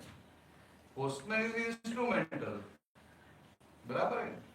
तो पोस्टमैन सेम वे यहाँ कोई हमें दुख देता है, इंसल्ट करता है, चीटिंग करता है, the person is the postman of the nature. ये बाहर का पोस्टमैन है, वो तो कभी गलती भी कर देता है, आपकी पोस्ट बाजू में डाल देगा, या बाजू में आपके वहां डाल देगा, मगर ये नेचर का पोस्टमैन कभी गलती नहीं करता। तो इतना ख्याल में रखना कि कोई भी आपको दुख देता है, सुख देता है, अपमान करता है, चीटिंग करता है, किसी भी तरह से आपको हर्ट करता है, दे आर ऑल इंस्ट्रूमेंटल, और in other word they are all postman of the nature. क्या मैं आप लंबा कर सकते, कोई प्रॉब्लम नहीं, आप लंबा कर सकते हैं, यहाँ कोई यहाँ चलता है सब, कि अपना समय बहुत अच्छा है, सब चलता है, आराम से बैठो। ख्याल में इंस्ट्रूमेंटल, आपको ख्याल में है अभी कि ये कोई भी आदमी, ये भगवान राम की दृष्टि, भगवान राम की निर्दोष सृष्टि है। निर्दोष सृष्टि का मतलब क्या है कि कोई भगवान राम का अपमान करेगा, ऐसे इमेजिनरी बता रहा हूं, कि कोई भगवान राम का अपमान करेगा तो भगवान राम को कैसा रहेगा कि the person who is insulting me is relieving me from my past heavy कर्म। बराबर, मुझे पिछले भारी कर्म से मुक्त कर रहा है। सही बात। और सिर्फ मुक्त कर रहा है नहीं, आपको तो मुक्त, मुझे तो मुक्त कर रहा है, मगर खुद के लिए तो नया भारी कर्म बना लेता है। तो ये संसार में मुझे इतना अच्छा आदमी मिलेगा कहां से, जो खुद लॉस करके मुझे प्रॉफिट कराए? तो मुझे उनको थैंक यू नहीं बोलना चाहिए? I must be grateful to that person. तो इतना अच्छा आदमी कहां मिलेगा? मगर उनकी जगह हम क्या करते हैं, उनकी गलती निकालते हैं, उनको दोषी देखते हैं। तो जहां प्रॉफिट करने का है वहां हम लॉस करते हैं। इतना मूड तो नहीं होना चाहिए। क्या इतना जितना ज्यादा मूड नहीं बनना चाहिए। प्रॉफिट करने की जगह प्रॉफिट कर लेना चाहिए। और भगवान की दृष्टि ऐसी थी, भगवान राम की दृष्टि ऐसी थी, उन्होंने कभी किसी को दोषी नहीं देखा है, वहां तक कि रावण को भी दोषी नहीं देखा है। भगवान राम ने रावण को दोषी नहीं देखा है। ये तो हम लोग ऐसा बोलते हैं रावण राक्षस था, ऐसा है वैसा, ऐसा बोलते हैं, मगर रावण भी एक बहुत बड़ा खानदान था, रॉयल था, और पढ़ा लिखा आदमी था। हाँ, पढ़ा लिखा था। उनको ज्ञानी था। विद्याधर बोलते हैं, विद्याधर, साइंटिस्ट था। उनको पता था, बोलते हैं कि उनको पता था कि राम जी मेरा वध करेंगे, फिर भी वो फाइट करते हैं। मेरा कहने का मतलब कितना है कि भगवान राम, रावण, हम मानते हैं रावण ऐसा है वैसा है, मगर रावण भी बहुत खानदान था, रॉयल था।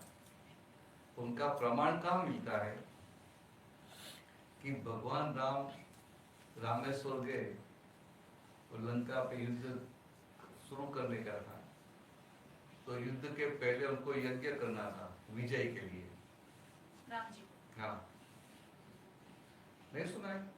वह रामेश्वर में यज्ञ किया है, तो भगवान को यज्ञ करना था। तो यज्ञ करने के लिए कोई ब्राह्मण नहीं मिल रहा था, कि ब्राह्मण लोग की, ब्राह्मण की प्रकृति कैसी होती है पंडित जी? भय वाली होती है, उनको भय ज्यादा होता है, समझने के लिए। हाँ, बुरा मत मानना, नहीं, तो भय वाली प्रकृति होती है। तो वो युद्ध का माहौल था ना, तो सब ब्राह्मण लोग तो भाग गए, अपने बैग विस्तार लेके भाग गए।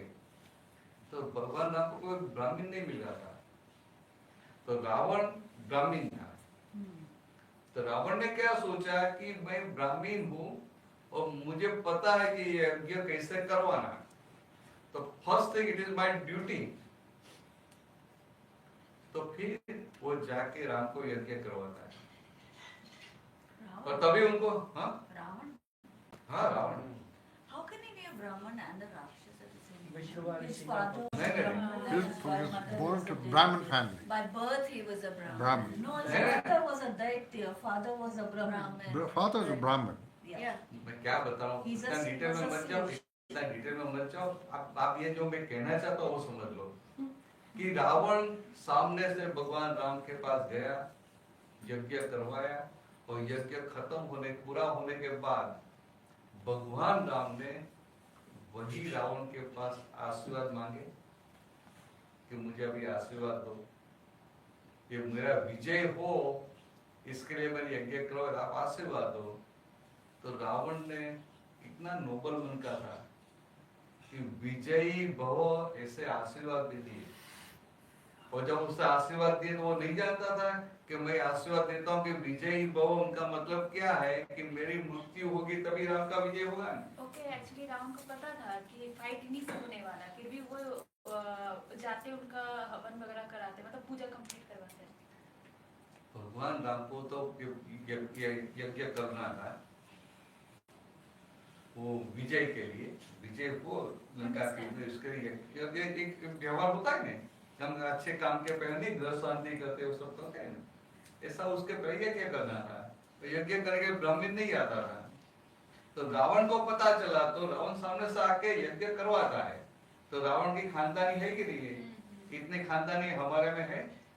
वो मतलब सबको जानते, मतलब जान समझ के भी वो आते हैं। मैं क्या बताऊं, उनकी खानदानी कितनी बड़ी थी कि मैं ब्राह्मण हूँ, मुझे करना आता है, तो it is first my duty कि मुझे करवाना है, भले वो मेरा दुश्मन है, मुझे करवाना चाहिए। तो फिर भले बाद में मुझे आशीर्वाद देना पड़े, मगर मेरा ड्यूटी है। तो कितनी बड़ी खानदानी नहीं है। But the tragedy was that Raman didn't know that Sita is his own daughter. Yeah. Sita was Raman's daughter. हाँ बराबर है। Actually That was the tragedy. हाँ हाँ। On that, I'll go through. अन्य बराबर बात सही है, सही बात। You are igniting आपका एक the घंटा हो suspense गया and नहीं? going away. I said you are igniting the suspense and going away. हाँ, ये तो उन्होंने बात दिया, इससे बता रहा हूँ कि इन रियलिटी सीता रावण की डॉटर, बेटी, मंदोदरी और रावण की बेटी थी। और रावण जब सीता का जन्म हुआ तब सब ब्राह्मण लोगों ने बताया, ज्योतिषों ने बताया कि रावण को बताया कि ये सीता है ना, आपके मृत्यु का निमित्त बनेगी। तो रावण ने क्या सोचा कि वो मेरे मृत्यु का निमित्त क्या बनेगी, उनको ही मार देता हूँ। तो रावण ने अपने आदमी को ऑर्डर दिया कि उनको जाके जंगल में लेके जाओ, मार दो। मंदोदरी को पता चला, तो मंदोदरी का वो दिल है ना, माता का दिल, तो उसने वो क्या बोला कि आप मारना मत, एक बॉक्स में बंद करके छोड़ दो समुद्र में। तो फिर वो वहां से वो बॉक्स क्या इंडिया आया, फिर वो जनक राजा के पास आया। वो जो आदमी को मिला तो उसने क्या सोचा कि मुझे बॉक्स मिला, बॉक्स खोल के देखा तो कितनी सुंदर बेटी है। तो उसने क्या सोचा कि ये मेरी प्रॉपर्टी, राज्य की प्रॉपर्टी हो गई, तो मुझे राजा को देना चाहिए। तो वो जाके जनक राजा को देता है। वो जनक राजा उनके पालक पिता थे, उनके पालक पिता थे। तो वो राम, रावण का, सीता का सबका हिस्सा वैसा था पिछले जन्मों का। तो फिर जब रावण सीता को उठा के वहां लाते हैं लंका में, तो रावण ऐसे बहुत खानदान था, सीता को उठा के लेके आया, सीता को उठा के लेके आया मंत्र विद्या से, मगर उसने सीता को सीधा अपने रानियों से बिठाया नहीं। He tried to convince her। ये उनके खानदानी थी कि उनका एक नियम था बचपन से, उसने एक नियम दिया था कि मैं कोई भी स्त्री के साथ अगेंस्ट और विश, मैं उनके साथ मैरिज नहीं करूंगी। तो वो सीता को उठा के लेके आया, वो उनको कन्विंस करने का प्रयत्न करता है, वो दासियों को भेजता है, लास्ट में मंदोदरी को भी भेजा। और जब मंदोदरी सीता के पास गई तो मंदोदरी को तुरंत ख्याल आ गया, अरे ये तो मेरी बेटी है। बट कहीं पे कहा जाता है कि क्या नाम है वो सीता जी का ये था संकल्प था कि उनके बिना मर्जी का कोई उनको छू नहीं सकता है। और जो सीता जी भी गई थी वो एक्चुअल में सीता नहीं थी, वो उनकी परछाई थी। ये तो सब स्टोरी में सब बताते हैं तो सब, क्योंकि ये क्या है, सब पढ़ेंगे कब, बहुत ऐसा कोई ऑर्नामेंटल डालेंगे तभी पढ़ने की मजा आती है। मसाला चाहिए। हाँ मसाला चाहिए। मैं जो आपको बता रहा हूँ एसेंस बता रहा हूँ। तो मंदोदरी को सीता को जब मिलने के लिए गई तब पता चल गया कि ये तो मेरी बेटी है। तो मंदोदरी ने रावण को भी बताया, बराबर। अभी इतना सारा हो गया, अभी बीच में अहंकार खड़ा है तो कैसे वापस दे दे। तो ये निमित्ता ने जो बताया ना ज्योतिष ने कि ये सीता आपके मृत्यु का निमित्त बनेगी, मगर क्या है कि वो जो प्रारब्ध कर्मों में लेके आए हैं उनको टालेंगे कैसे? कोई कितना भी बोले उनको कैसे टाल पाएंगे? तो फिर वो पूरा युद्ध होके रहता है। अभी युद्ध हुआ और रावण को वो मृत्यु सैया पे था। तो उस समय भगवान राम लक्ष्मण को बोलते हैं कि रावण बहुत बड़ा विद्याधर है, साइंटिस्ट है, ज्ञान लेने के लिए। तो उनके पास जाओ और विद्या प्राप्त कर लो, क्योंकि अभी मर जाएगा तो सारी विद्या लुप्त हो जाएंगी। तो लक्ष्मण जाते हैं, पर लक्ष्मण को क्या था कि मैंने तो रावण को हराया है, तो एक बड़ा ये था ना कि मैं बड़ा हूं, तो विनय नहीं कर पाते हैं। अभी विनय नहीं होता तो विद्या कहां से प्राप्त होगी? तो वापिस आते हैं। तो भगवान राम बोलते हैं कि लक्ष्मण ये तो बहुत बड़ा विद्याधर है, तो पहले उनके पास जा, उनका विनय कर और बाद में सारी विद्या की प्राप्ति कर ले। अभी मानो कि भगवान राम रावण को दोषी देखते हैं तो विनय करने का बोल पाते थे? राम रावण ऐसे खानदानी थी, रॉयलिस्ट थी, वो तो हमें दिखाई नहीं था। हम तो बोलते राम राक्षस था, ये था वो था, ऐसा करते। ये रावण का पुतला जलाते हैं, एक्चुअली बहुत नुकसान होता है, विद्या नष्ट होती है, खो जाती है, वो साइंस में फिर आगे नहीं बढ़ सकते क्योंकि वो विद्या था। और भले ऐसा वो लगता है मगर वो जागृत था बहुत, रावण बहुत जागृत। भगवान का पार्षद था पहले। भगवान का पार्षद था पहले, तो उसको कोई डाउट नहीं था। लेकिन यहाँ पे एक बात समझने की ये भी है कि रावण की वजह से राम को आना पड़ा। क्यों? क्योंकि जो उनका वो तो बराबर है, सबका कर्म का हिसाब है ना आमने सामने। हाँ, क्योंकि जो तो कर्म का हिसाब सेटल करना पड़ता है। हाँ, रावण को कोई मार भी नहीं सकता था। फिर राम को भी और रावण को भी। और सही में रावण को किसने मारा था? राम ने नहीं मारा था, लक्ष्मण ने मारा। जैसे सीता रावण की पुत्री, सबको पता नहीं है, ये अशोक जी तो बहुत स्टडी करते हैं, उनको पता है, मगर ये ऐसे राम ने रावण को नहीं मारा था, लक्ष्मण ने मारा था। तो शास्त्रों में ये बात नहीं आएगी, क्योंकि शास्त्रों में क्या है कि जब रामायण लिखते तो राम का प्रोजेक्शन करना होता है, तो सब ऐसा राम का प्रोजेक्शन करते हैं। और राम का प्रोजेक्शन करने के लिए गए, इसलिए रावण का नेगेटिव बन हो गया, बाकी रावण नेगेटिव नहीं था।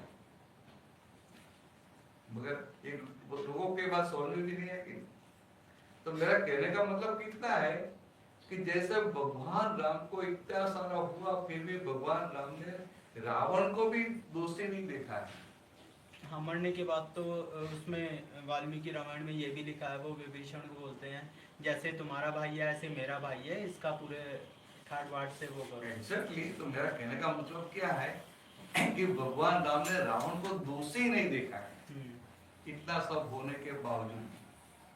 और हमारे साथ कुछ भी नहीं होता है तो भी हम सबको दोषी नहीं देखते, तो भक्ति करते हैं भगवान राम की, तो भगवान राम की जीभ पे पाँव नहीं रखते। उनकी बात तो मानते नहीं। मानो मंथरा दासी थी, तो मंथरा दासी को भी भगवान राम ने कभी दोषी देखा है? नहीं देखा है। जिनकी वजह से भगवान राम को इतने कष्ट झेलने पड़े, वो मंथरा दासी को भी दोषी नहीं देखा है। मंथरा दासी को भीतर डर था, भय था कि अब ये राजा राम आए हैं तो मुझे पनिशमेंट देंगे, मुझे दंड देंगे, तो उनको भीतर डर पैदा हुआ। तो भगवान राम को पता चला तो उनको बोला भी कि आपको मुझसे डरने की जरूरत नहीं है, अभय दे दिया। मैं आपको माता के समान मानता हूँ। फिर भी वो दासी थी, उनको क्या हुआ, क्या तो राज्य गादी में बैठे तो बहुत आनंद में है, तो बोलते मुझसे डरने की जरूरत नहीं है। मगर 15 दिन के, महीने के बाद, 2 महीने के बाद वो वनवास के कष्ट याद आएंगे तो क्या करेंगे? मुझे शिक्षा, मुझे पनिशमेंट देंगे। तो उनके भीतर से भय नहीं जाता है। तो भगवान राम को वहां तक बोलते हैं कि मुझे जो 14 साल उनमें जाना पड़ा, मेरे खुद के पिछले जन्मों के कर्मों का फल था, और आपके निमित्त से मैं वो कर्मों से मुक्त हुआ, इसलिए मैं आपको दोषी नहीं मानता हूं, मैं आपको उपकारी मानता हूं। ऐसा भगवान राम ने बताया। तो क्या भगवान राम सिर्फ जीभ से बोल रहे थे? उनके हृदय में था, उनके हृदय में था। मगर हम रामायण पढ़ते सुनते वो ये बात नहीं समझते। और देखो भगवान राम के साथ मंथरा ने इतना सारा किया, फिर भी भगवान राम को मंथरा के प्रति उनको दोषी नहीं देखते, उनको निर्दोष देखते। और आपने सिर्फ रामायण सुना है कि रामायण की सीरियल देखी होगी, मगर मानो आपकी बेटी होगी, उनका नाम मंथरा रखेंगे? नहीं। तो आपका मंथरा ने क्या बिगाड़ा है? कई आप किसी ने नहीं रखा मैं है। कहना क्या चाहता हूँ कि भगवान राम को तो मंथरा ने इतना कष्ट दिया, फिर भी भगवान राम को उनको निर्दोष देखते थे। और मंथरा को हमने देखा भी नहीं है। मंथरा 21,000 years पहले हो गई, भगवान रामचंद्र जी 21 साल पहले हो गए, तो हमने उनको देखा भी नहीं है। मंथरा ने हमारा कुछ भी किया भी नहीं है, और फिर भी ये रामायण पढ़कर, सुनकर, देखकर हमें मंथरा के प्रति इतना द्वेष में खड़ा हो जाता है। तो रामायण पढ़कर आपको फायदा हो कि नुकसान हुआ? नुकसान हुआ। पंडित जी, मैं लाइटली बता रहा हूँ, डरना मत। नहीं, मेरा कहने का मतलब क्या है कि ये शास्त्र पढ़ने का है, गलत नहीं है, पढ़ने का है, मगर हम अपनी दृष्टि से, अपनी मति से पढ़ते हैं, इसलिए मार खाते हैं। शास्त्र भगवान की दृष्टि से दृष्टि मिलाकर पढ़ना चाहिए। ज्ञानी की दृष्टि से दृष्टि मिलाकर पढ़ेंगे नहीं तो आपका काम होगा, नहीं तो आपको नुकसान होगा। शास्त्र है अमृत, मगर अपनी मति से पढ़ेंगे तो वही शास्त्र पॉइजन हो जाएंगे। एक समझने के लिए क्या मैं टाइम हो गया नहीं? चलो कल के आगे बातें करेंगे। 33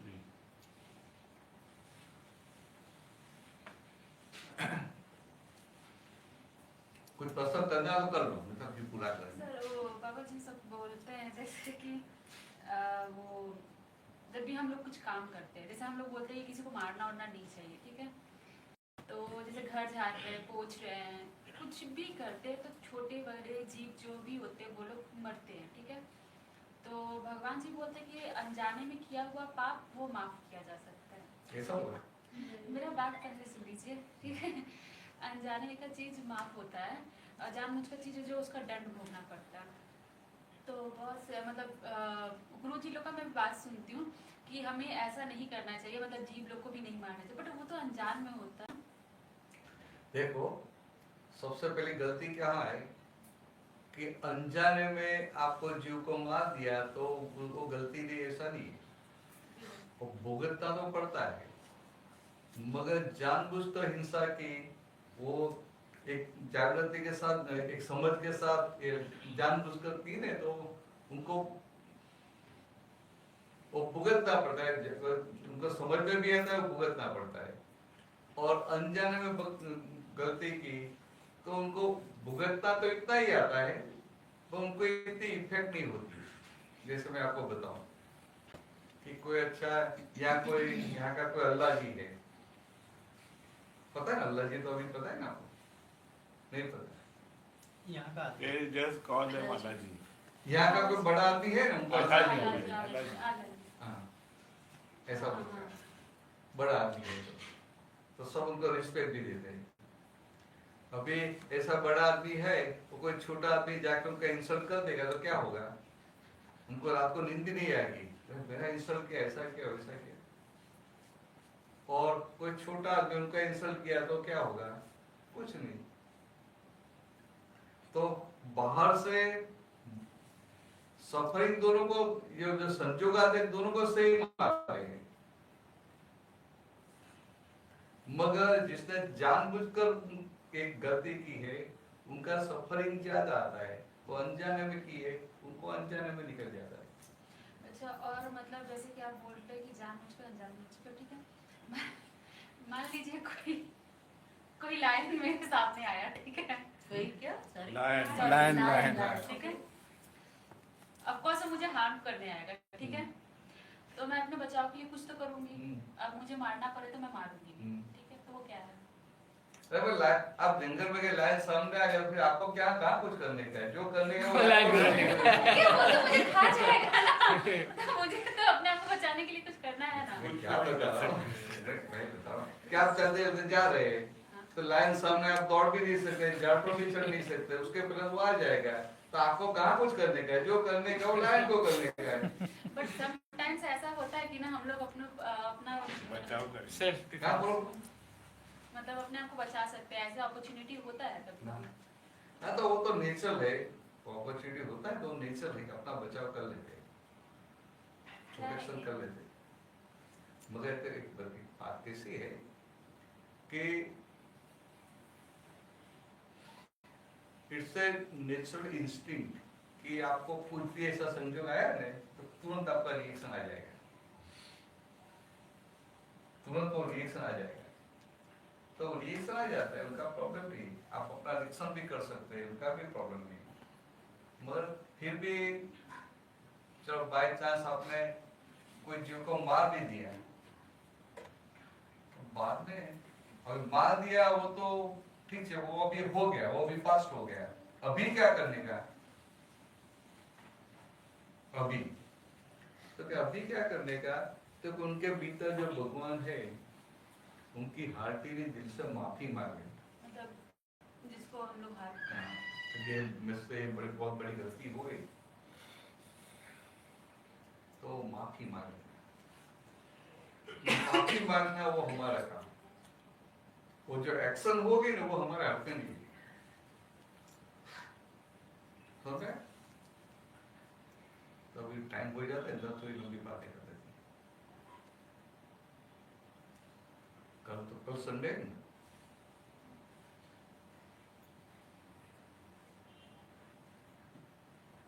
ये कैसा है?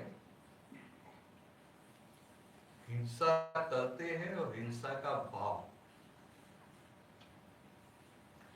कभी कभी क्या हो जाएगा, आपकी इच्छा नहीं है फिर भी हिंसा हो जाएगी, समझे? आप ऐसा हाथ ऐसा करेंगे, आपको पता भी नहीं है मॉस्किटो बैठा है, मॉस्किटो मर जाएगा, तो आपकी इच्छा भी नहीं है, भाव भी नहीं है, फिर भी संजोगता है।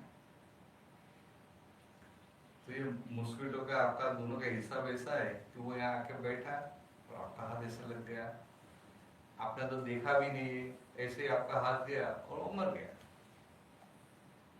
पर आपको जब पता चला कि वो मेरे हाथ से मॉस्किटो मर गया, तो आपकी भावना क्या होनी चाहिए? अहिंसक भावना, कि मुझे मेरे मन से, वाणी से, काया से किसी की हिंसा करनी नहीं। ये आपका इनर रिजोल्यूशन वो होना चाहिए।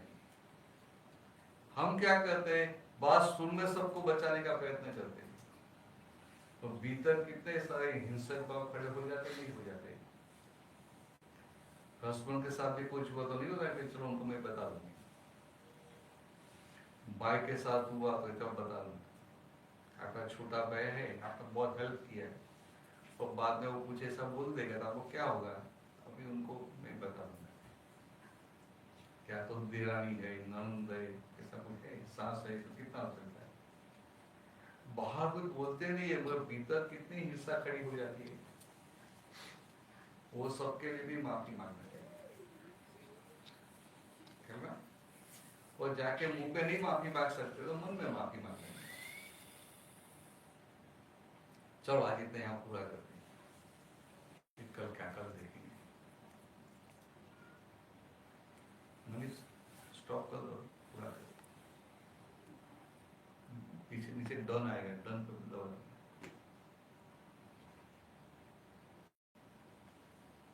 क्या मुझे ध्यान रखना है आप सबको